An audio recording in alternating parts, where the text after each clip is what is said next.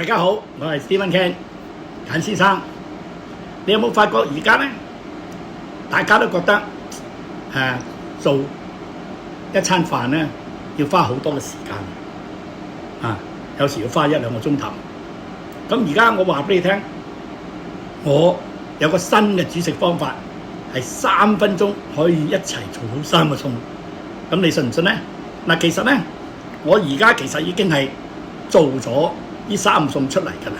就啱啱我用咗部機，部機呢就係你而家身後見到嘅部機佢係會自動個盒個機打開嘅。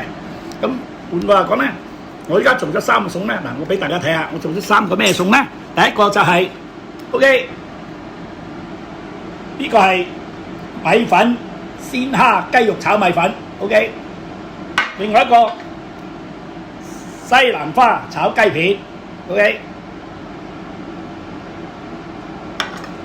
仲有一個非常正嘅餸飯啱啱好嘅麻婆豆腐，真係非常好嘅佢出嚟嘅時間，因為我擺咗落嚟啦，佢就熱騰騰嘅。依家3個餸我再俾大家睇下 OK。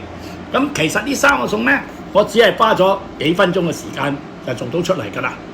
咁又架機幫你呢，無煙無明火，又環保又健康。